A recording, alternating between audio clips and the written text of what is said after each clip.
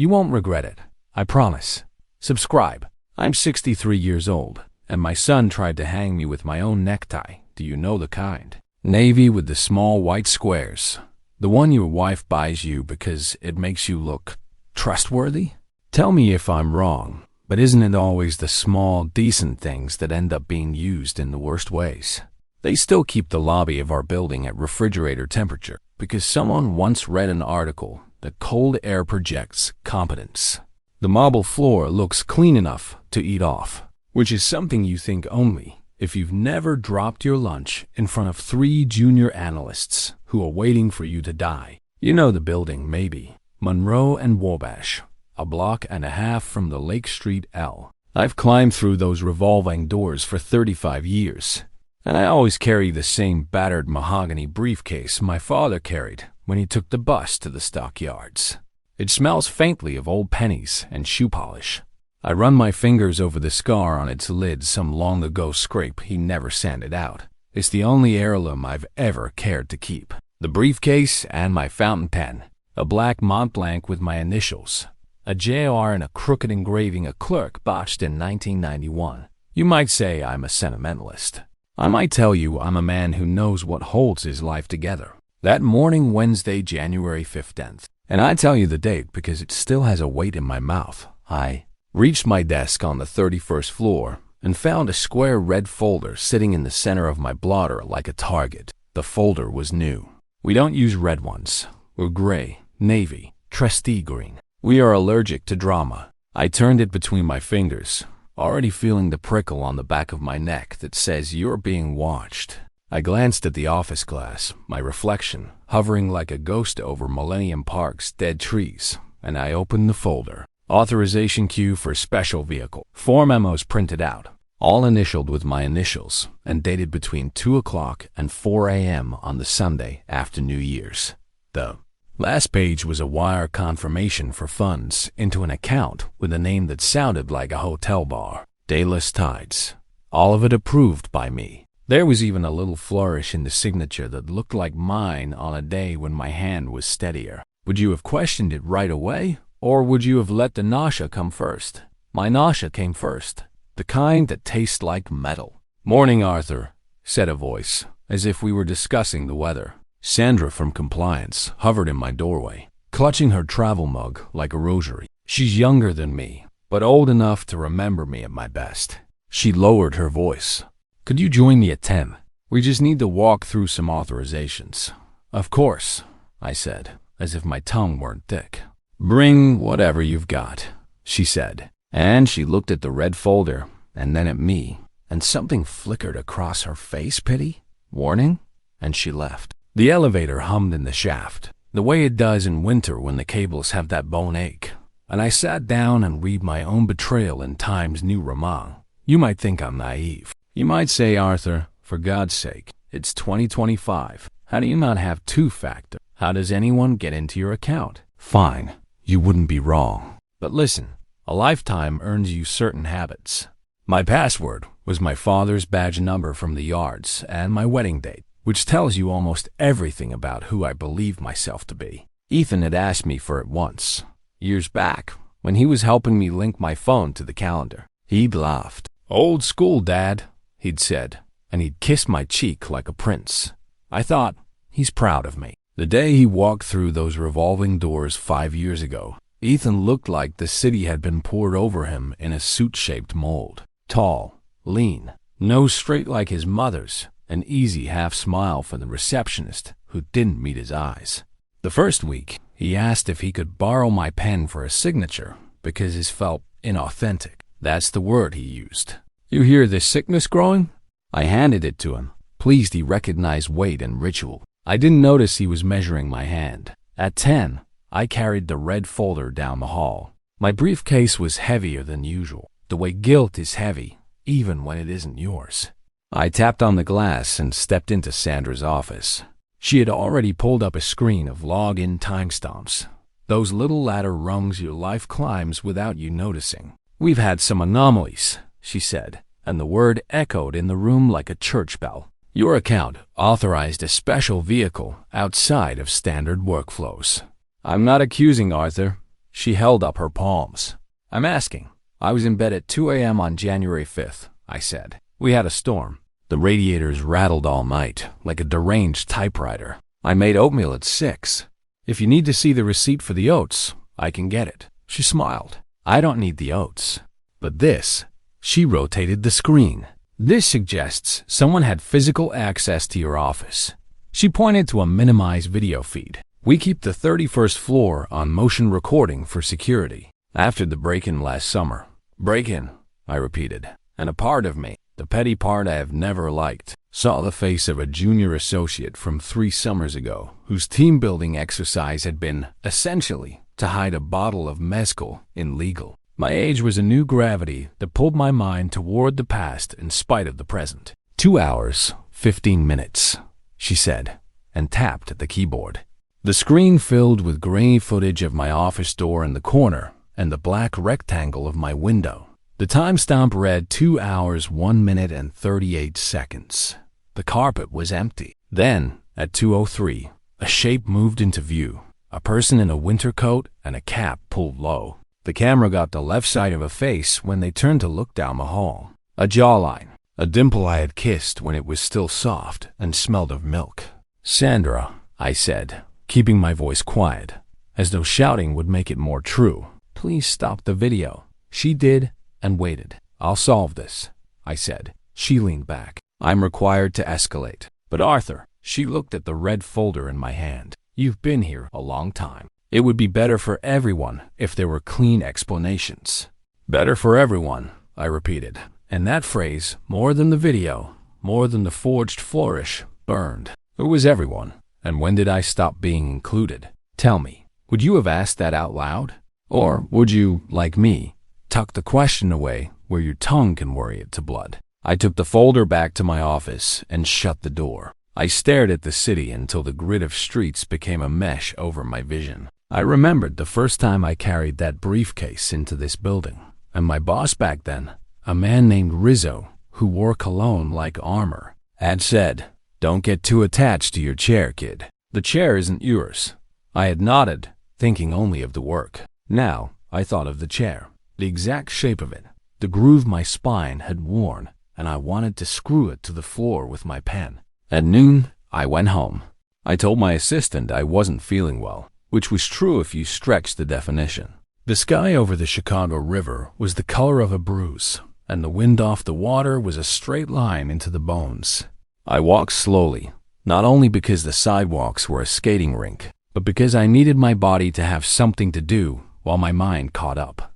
At the Madison Street Bridge, a man in a black beanie played a trumpet with one mittened hand and held his coffee with the other. And the sound he made was so thin you could see through it. I put $5 in his case.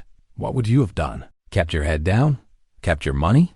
I wanted to tell him that his persistence meant something, but I was afraid I would cry. My apartment is in Bridgeport, a second-floor place with a warm kitchen and a living room that's seen 2 decades of arguments.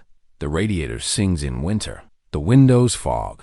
My ex-wife, Nora, painted the baseboards herself the year before she left. Sometimes, I still find a streak of white on the oak where she was sloppy, and it's like seeing her at the sink again, talking at me about the boys and my absence, and the way she would say, "Your work like a disease." Yes, there was another son once, Jacob, who died at 23 in a bicycle accident on 18th Street. Do you want to know that? You should. If you're going to judge me, I want you to hold the weight of all of it in your hands. I set the briefcase on the kitchen table and took out the brass key on the leather loop, the one with the number 214 stamped on it that belonged to my father. It opens the bottom drawer of my old desk, which sticks and needs a hateful little jiggle. Inside is a box of things I never wanted to throw away: ticket stubs, Jacob's Cub Scouts badge, a dried corsage from Nora's sister's wedding, where we danced before we stopped dancing, and beneath those, a manila envelope that ought to have stayed a talisman and not a weapon. I slid it out and dumped its contents. Printouts I'd made months ago and not thought about since. Auto-forward rules from my work email. Login logs from the week the rumors began. A sticky note in Ethan's handwriting, neat, angular, that read, "Dinner 7?" Taped to a document I didn't remember printing. a beneficiary form. That last one shocked me so much I had to sit down. Change of beneficiary Roth IRA 20008. The form bore my name. And beneath primary, someone had typed Ethan Rhodes, and beneath that in smaller font, per stirps. I hadn't changed my beneficiary in years. Nora and I had divided things the way people do when they can no longer pretend the future is shared. And I had left parts to the boys and parts to charity, and a small amount set aside for a nephew who'd never asked for anything. Per stirps. Legal language that meant if something happened to Ethan, his share would pass to his children. Ethan has no children. He has a wife, Lila, who has a way of adjusting her scarf when she disapproves of the room she's in. She once told me, "Arthur, in our generation, we don't confuse devotion with martyrdom." And I said nothing, which was my mistake. I called the brokerage. The whole music was a hymn to patience.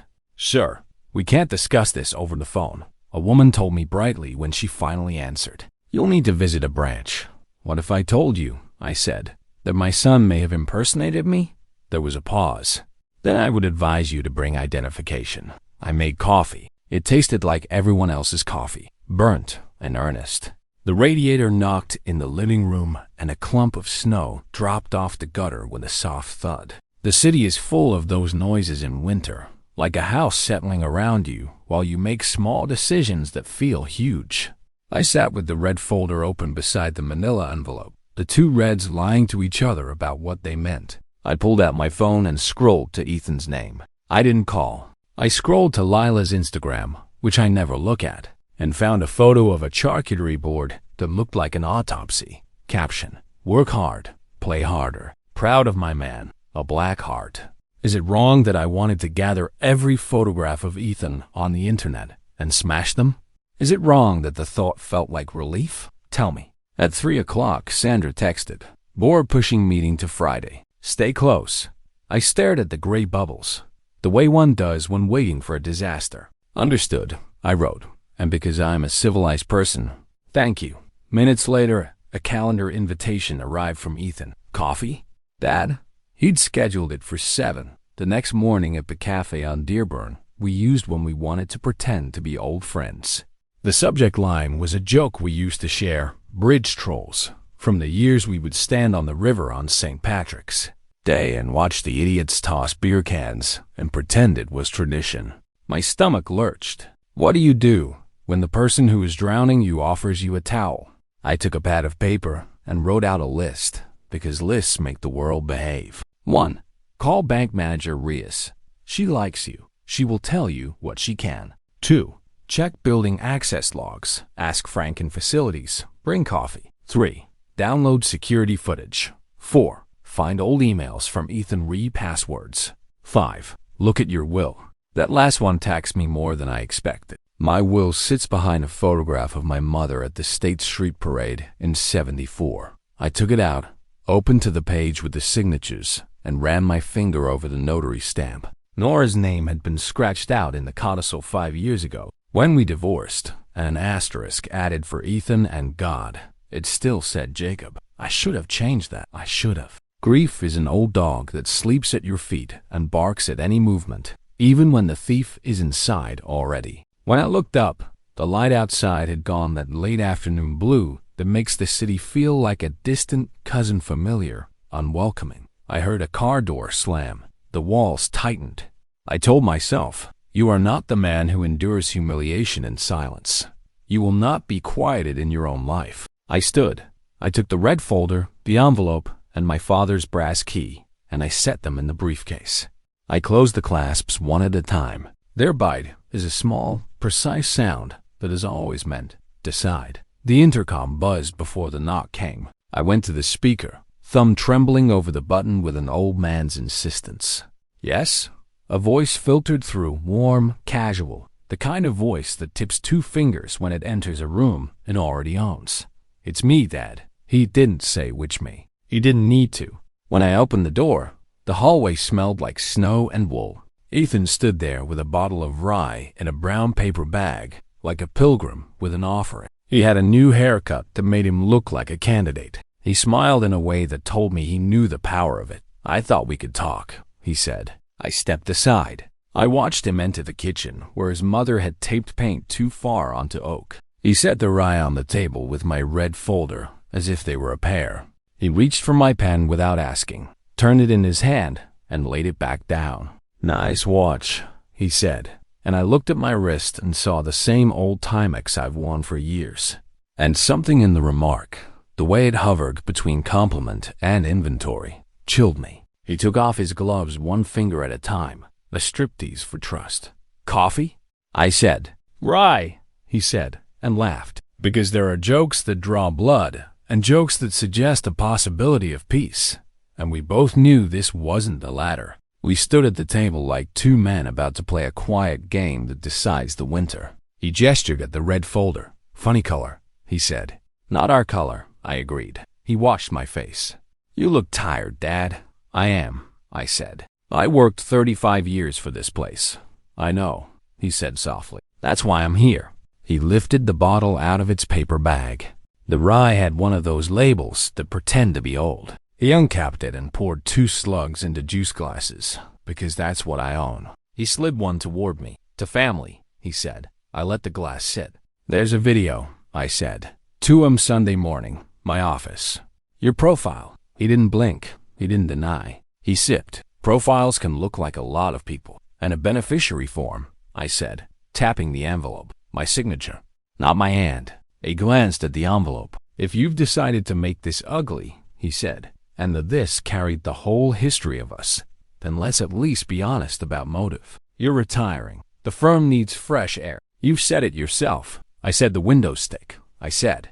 I didn't say poison them. His jaw moved as if he were chewing a thought until it softened. "You always make it moral," he said. "That's your dignity. That's your curse.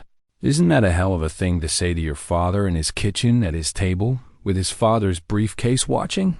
Would you have hit him then, or laughed? I didn't either. I opened the briefcase. The clasps released with their usual neat click, like the sound a judge makes when he finds the paper he needs. I laid the contents between us. The red folder, the envelope, the will. He looked at them the way a card counter reads a table. Quick flickers, extracting value. "You think you've already won," I said. He smiled. "Small. I think you care more about appearances than outcomes." I stood. The radiator coughed. Snow slid off the sill like a breath being held too long. "Sit down," I said. "I am sitting," he said. I said, and I put my hand on the red folder and felt the thickness of it like a pulse. "Sit with what you've done." I waited. He didn't. He looked at me. The way a son looks at a man he's learned he can move. The old dog of grief woke and growled. The new wolf of rage loped in from the alley and sat. I took my pen and uncapped it. The click was too loud in the room. I wrote a name on the top sheet of a yellow pad. Sandra Reyes. Then a set of bullets.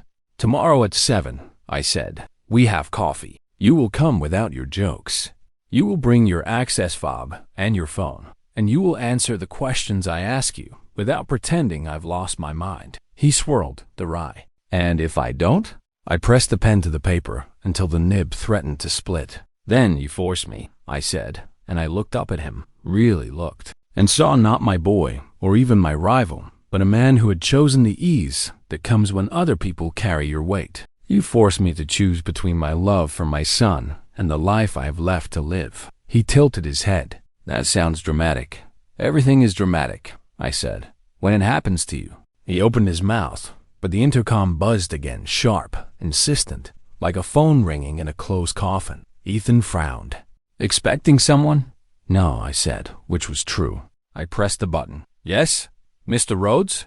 A man's voice, unfamiliar, formal. "This is Frank, building management. There's a team here from the firm board subcommittee. They say they need a word." Ethan and I stared at each other across the table, over the red folder and the will, over the rye and the pen. He lifted his glass and let the rye touch his lips, a benediction or a dare.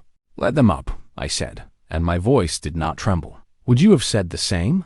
Or would you have told him to come back tomorrow, like a man who still believes he can choose the timing of his own storm?" A woman's voice I recognized immediately, because she has a way of puncturing pretense like she's slitting an envelope. "Arthur, it's me." "Buzz me in." "Nora." I thumbed the button. An electric silence filled the room. I watched everyone's eyes meet and dart away. A swift, silent recalibration. People always rearrange their faces for the ex-wife, don't they? As if she is both oracle and grenade. She entered without waiting, hair under a knit cap, cheeks wind-whipped and raw, her eyes bright with the kind of anger that chooses to be useful. She absorbed the room in a single blink, then placed a small, cream-colored envelope on the table between the rye glass and the red folder. "This came to the house," she said, directed at me but angling her body so they would all have to bear witness. "Forwarded from when Ethan." She cut herself off, a practiced mercy. "I thought you'd want it before it grows teeth." I slid a thumb under the flap. Inside, a wedding invitation. Heavy cardstock, the kind designed to make you feel guilty for touching it. The names were a deliberate provocation. William Merriweather and Lila Rhodes request the honor. I stopped there. My throat, I admit, sealed shut, but not for the reason you might think. A smaller card was clipped to the mane with a satin ribbon. "Please join us for an intimate celebration of strategic partnership and new ventures." Black tie. Lila had married into money and decided the union of a venture fund with our firm was a wedding. She'd made my office a ballroom and my professional demise the cake. "Cute," Julia said, deadpan, betraying the faintest contempt for unprofessional spectacle. "Who sent this?" I asked, though I already knew. Nora tapped the return address with a chapped finger. Strierville, Lila's new office. Then she looked at Ethan, not with a mother's warmth or an enemy's coldness, but with the dispassionate gaze of a witness, which is far worse. "Is this how we do it now?" she asked him, her voice soft as worn velvet. "We make enemies of our fathers and send out announcements?" "Don't," Ethan said, the word cracking with a sudden raw edge. "Don't turn this into—" "What?" she said, not blinking. "A family?" "Get out," he said, and the moment the words left his mouth, he realized his error. He'd said it in my apartment, to my ex-wife, in front of my adversaries and his accomplices. I watched the word hang in the air, ugly and final, a cheap chandelier in a condemned room. Nora didn't flinch. "I won't," she said, "because I was married to this man for 28 years. I know the grain of his character, and I will not stand by while you sand him down into something more convenient for you all." The silence this time was different, deeper, more profound. I looked at the invitation. I thought of Lila adjusting her scarf to show us all the clean, ruthless line of her new life. I thought of the black heart required to serve your own father as charcuterie. "Fine," I said, and my voice was so even it surprised even me. "Here's the truth you've all come to taste." I slid open the briefcase's secret compartment, the one my father had built for men who didn't trust banks. A shallow false bottom. Inside, I kept not money, but a currency you can spend only once. A sealed envelope with a blue ribbon and the imprint of Our Lady of Mercy Nursing Home. Julia's eyebrows twitched. A minute tell. Larry leaned forward, the sofa groaning. Ethan frowned, genuinely lost for a heartbeat. "What is that?" he asked. "A letter," I said. "The last one I ever asked anyone to write for me. It's a copy of an affidavit from Sister Agnes, dated last June, notarized.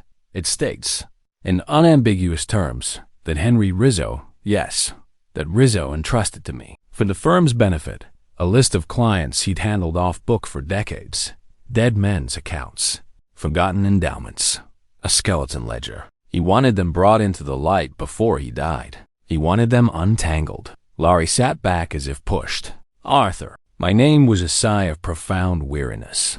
"You see," I said, "when you've worked in a place long enough, you learn where the bodies are not buried, but banked. I never wanted the ledger. I wanted clean books. But when the rumors started, I asked Sister Agnes to put in writing what she'd told me over tea, because I am, despite what's been implied, a prudent man." "You've been sitting on this," Julia said. It was not a question, but a statement of professional respect. "I've been waiting," I corrected her, "to see what you were going to try to make me into. I will take administrative leave tomorrow." I saw the flash of triumph in Ethan's eyes, sharp and fleeting, as special counsel to the board, with a mandate to unwind Rizzo's ledger and audit every off-book relationship that touches our accounts. including delos tides. I will be paid accordingly. I will keep my office. I will have full access. Or, I lifted the envelope between two fingers. A delicate, poisonous thing. This goes to the Tribune and the regulators. And we all get to practice our public sincerity in front of a much larger audience. Larry rubbed his eyes, the weight of the new calculus pressing down on him. Julia looked, for the first time in years, genuinely hungry. Real work had suddenly come alive before her. McKinnon whispered something urgent to Larry that I didn't bother to hear. Ethan stared at the envelope as if it were a serpent coiled in a holy reliquary. "You don't win by threatening to burn the house down," he said, his voice tight. "You win," I said softly, "by knowing which walls are load-bearing." Nora squeezed my forearm. Once a baton passed between runners who hadn't shared a track in years. "He's telling you the only truth that will save you," she said to the room. Larry stood. He straightened his tie by pure, defeated habit. "Special counsel," he said, testing the words. "Temporary, narrow mandate, full access to relevant systems, and an internal announcement," I added, "with my name unmuddied, today, before your wedding to that fund." Ethan laughed, a sound ugly and young. "You think this will stop anything?" "No," I said, and I let my love for him be visible because I knew it would wound us both. "I think it will slow you down long enough to remember who you are." He shook his head. "You never learned that choosing is a luxury for people who can afford the consequences." "Isn't that what I bought?" I asked. "With my years? The right to choose my last act?" Larry moved toward the door. A general in a retreat, he was already spinning as a strategic pause. "We'll draft language," he said to Julia. "To me, 8 Adam. 7, I said. "I have coffee." They filed out. McKinnon offered his hand again. This time, I took it, wanting him to feel the steady, unrepentant pulse in my wrist. Julia paused at the threshold. "Don't bluff me, Arthur," she said, her voice low. "I'm not," I said. "I'm just too tired to lie." When the door clicked shut, the apartment seemed to exhale a breath it had been holding for decades. The radiator hissed and fell silent, like a joke had been told, and the punchline had arrived too late. Nora took off her cap and placed it on the table, a flag planted on the battlefield. "I shouldn't have come," she said. "I'm glad I did. You always had an instinct for the right-wrong moment," I said. "I learned from you," she replied, and smiled without warmth, but not without love. Ethan remained by the counter, gripping the edge as if the floor were listing. He looked terribly young then, and I had to turn away to keep from reaching out and touching his hair, a ghost of a habit from a buried life. 7, he said, finally. "Coffee." "Yes," I said, "and bring the truth, not the kind you rehearse, the kind that leaves a mark." He picked up the wedding invitation, read it once more as if memorizing the verdict, and slipped it back under the satin ribbon, his neatness a confession in itself. "You won't like what it costs," he said. "I already don't," I said. He left without another word. The apartment felt larger, which is just another way of saying emptier. Nora sat at the table and traced the edge of the brass key with one finger. "Rizzo," she said, "you always told me that man would be your ruin." "He still might be," I said, "but I'll choose the manner of it." She studied me, her gaze as familiar as my own. "You think this is a victory?" "No," I said, "because you deserve the cleanest answer I can give. I think it's the price of one." We sat for a while, two people rediscovering the old, worn groove of being allies. Snow struck the window in small, furious bursts. Somewhere in the building, a baby wailed, then hiccuped itself into silence. Nora stood, settled her cap back onto her head. She touched my cheek the way a nurse might check for fever. "Be careful," she said. "Men like Larry protect the idea of themselves.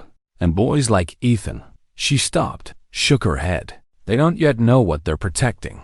"I know," I said, "but I also know I'm done being the whetstone they sharpen themselves on." She nodded. At the door, she turned. "Do you want me there tomorrow?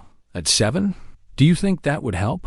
I asked. She tilted her head, considering. "It might hurt, but it would hurt the right people." "I'll call you," I said. "Let me see if my son is ready to be a man without an audience."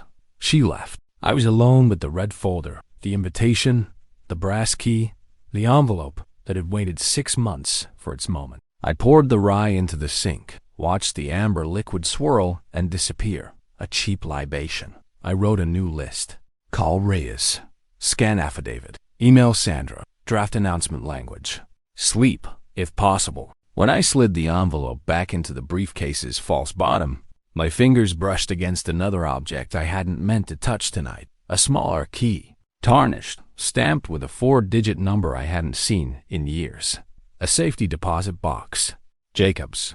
I'd kept it as a talisman after he died. A way of pretending that something of his was still locked away, unspent, awaiting discovery. I held it up to the weak kitchen light. My hand shook, not with fear, but with the knowledge that every object in our lives is a door we've been postponing. What do you think? Should I open it? Or should I leave at least one mystery untouched in a life that has become one surprise after another?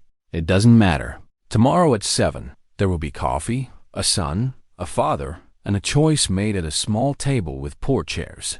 And when 8 o'clock comes, as it always does, we will climb into the winter and find out who we've been pretending to be. I was 63, and my son sat across from me in a booth on Dearborn as if the world were still ours to divide. The cafe smelled of burnt beans and wet coats. Outside, Chicago kept its usual winter silence, broken only by buses sighing at red lights. Inside, the clock above the counter ticked louder than it should have. Ethan set his phone face down, a gesture meant to look respectful, but really an announcement of control. His hair was perfect. His eyes were quick. He hadn't ordered yet. "You brought it?" he asked. I slid my father's briefcase onto the table. The brass clasps shone like teeth. "I brought everything," I said. "The affidavit, the ledger, enough to bury or save us both." He smiled. "You won't bury me, Dad. You don't have it in you." "Don't I?" I asked. "I've already begun." The waitress poured 2 coffees, black for me. He asked for oat milk, which made her roll her eyes just enough for me to notice. Isn't it strange what humiliates a man? Not the theft of millions, not the forging of a father's name, but the look of a stranger who thinks you're soft. "You want a choice," I said, wrapping both hands around the mug. "Here it is. Admit it. Walk away clean. Or I go to the board at 8 and to the papers at 9. He leaned forward, lowering his voice as though we were conspirators again. "What if I told you De Los Tides isn't just mine? What if I told you names you'd rather keep in the ledger are already tied to it? Board names, judge names. If I fall, you don't stay standing." For a second, my throat closed. He saw it and pressed. "That's why they'll protect me. I'm the firewall. You're the old man in the wrong chair." I reached into the briefcase and laid the affidavit on the table. The blue ribbon gleamed against the wood. "This says otherwise. This name's Rizzo. This tells the whole story. And if I go down, Ethan, I will go down pointing at you. And you will not survive me." He stared at the paper. For once, no smirk, just calculation. Then he laughed, quiet, almost tender. "You really would?" "Yes," I said, "because I finally love myself more than your ambition." The clock struck 7:50. The cafe filled with the sound of steam hissing from the espresso machine. He picked up the affidavit, weighed it in his hand, then slid it back. His voice was almost a whisper. "I'll resign. On one condition." "What?" "You tell him it was health. You tell him your son wasn't a thief, just tired. You let me keep my name. That's all I ask." And here is the cruelty. Part of me wanted to grant it. Part of me wanted to cradle the boy I raised, even as he sharpened knives against me. But the other part, the part that had been silent for too long, knew that mercy is sometimes just another form of surrender. "No," I said. "You'll leave with nothing but the truth." His eyes darkened. He stood, buttoned his coat, and left without touching his coffee. At 8 sharp, I walked to the firm with my father's briefcase. Snow stung my cheeks like small verdicts. Inside the lobby, faces turned to watch. Some pitied, some feared, some waited. I did not lower my head. Tell me, was I cruel? Or was I, for the first time, simply just? I was 63, and when I walked into the boardroom that morning, I carried not just my father's briefcase, but the weight of every silence I had swallowed for 35 years. The floor-to-ceiling windows overlooked Millennium Park, where the trees stood stripped and brittle in the frost. The skyline behind them looked like a row of knives. They were all there. Larry, Julia, McKinnon, the others whose names matter only when they vote. And Ethan's chair empty, but still warm from the life he thought he could inherit too early. "Arthur," Larry began, trying to use that same soft tone that once convinced me to stay late for a merger that gutted a neighborhood bank. "We can resolve this quietly." "Quiet," I said, placing the affidavit on the table, "is the sound of complicity. Today, you will all hear noise." I spread the documents, Rizzo's ledger, the flagged beneficiary form, the evidence of late-night entries. Papers fanned across the walnut table like cards in a game none of them wanted to admit they'd been playing. Julia reached first, eyes sharp. "If this is real, it's real," I said. "I sat on it until now. My mistake, my sin. Believing loyalty to this firm was loyalty to myself." McKinnon scribbled furiously. Larry pressed his fingers to his temples. One of the younger board members, a man with perfect hair who had once called me sir, in an elevator shifted uncomfortably. They smelled it. Not righteousness, but leverage. Then the door opened. Ethan, coat off, tie loosened, face pale as if the wind had finally cut through. He walked in slowly, without his smirk. He carried nothing but his hands. "I resign," he said, before anyone could stop him. Effective immediately, the room froze. He didn't look at me when he said it. He looked at Julia, then Larry, then the skyline. "I won't contest, but you'll say it was my decision. That's the only thing I want." Larry exhaled. Relief. Coward's relief. Julia tilted her head, weighing the optics. McKinnon wrote voluntary in neat block letters. "And me?" I looked at my son and saw not victory, not even defeat, just the raw fact that he wanted mercy from the man he had tried to bury. Isn't that always the way? They break you, then beg you to repair their names. "No," I said, standing. My voice shook the glass. "You don't get to author your own exit. You tried to author mine. You will leave with the truth, and with the stain you earned." His jaw clenched. His eyes were Jacob's for a flicker, that same flash of boyhood hurt. It almost killed me. Almost. "Arthur," Larry said, "be reasonable? Reasonable?" I laughed once, sharp. "Reasonable is how rot survives." I tapped the ledger. "This is your reckoning. You wanted me invisible, but you will leave this room knowing my name is clean, and his is not." Ethan turned to me then, finally. His lips parted as if to say something, apology, plea, curse, but no words came. He lowered his head, and for the first time since he put on his first tailored suit, he looked small. He walked out, not a slam of the door, just the sound of shoes crossing carpet, then silence. The board erupted questions, objections, strategies. Julia spoke of containment, Larry of reputation, McKinnon of governance. I heard them all as if from underwater. My heart beat like the radiator back home, steady, insistent. When they finally paused, I closed the briefcase, the clasps clicking shut like a verdict. "You can't keep your chairs," I said. "I will keep my name, and that is worth more than any of you know." I left them there, staring at the ledger like a mirror they didn't want to face. Outside, the snow had begun again, soft and relentless. Chicago swallowed sound the way it always does. I stood on the sidewalk, watching people hurry with their collars up, and I felt both heavier and lighter, like a man who had burned his house down and finally stepped clear of the smoke. And here's the truth I will leave with you. Revenge doesn't taste sweet. It tastes like ash. But sometimes ash is cleaner than rot. Would you have done different? Would you have given him the mercy he begged for? Or would you, like me, accept that love can survive even when trust cannot, and that dignity, once lost, is worth any cost to reclaim? I was 63, and when I came home that night, the apartment felt heavier than the briefcase I set down on the kitchen table. The radiator hissed like it was tired of keeping me alive. Snow tapped at the window with the soft insistence of unfinished business. On the table still lay the smaller tarnished key I found days before, the one stamped with 4 digits. Jacob's old safety deposit box.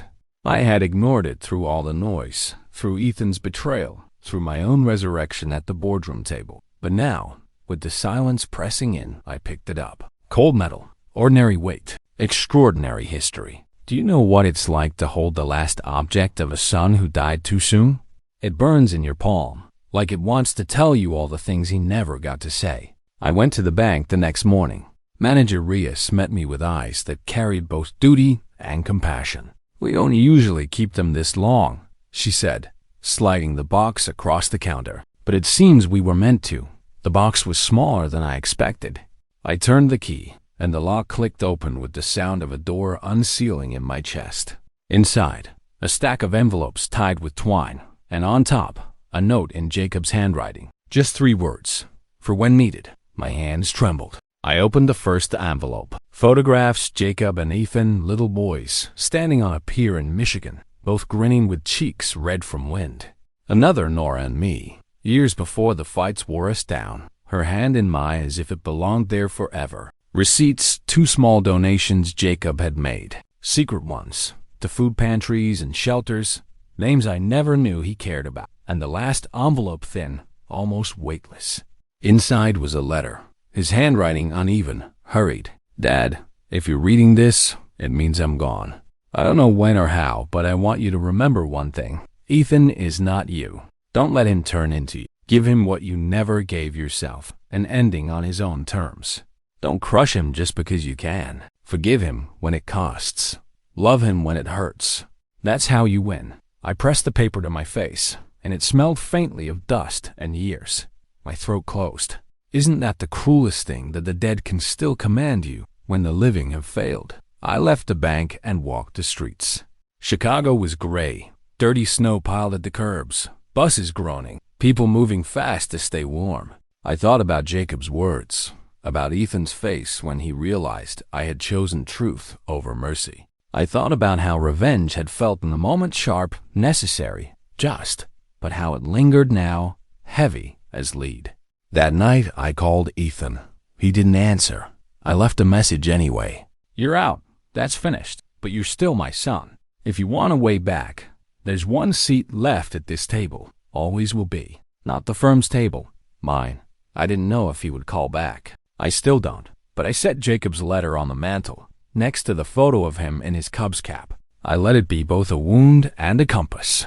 Because the truth is, dignity came at a cost I never stopped paying. And here's what I ask you. Is revenge complete when you win the fight? Or only when you choose to end it? I'm 63. I don't know. All I know is that the ledger is clean, my name restored, and the last key in my hand opened something larger than a box. It opened the question I'll carry until the end. What is stronger, justice or love? Thank you so much for staying with me this far. Your support means everything to us. How about helping us grow even more? Share our page with your friends and follow us so you don't miss any updates.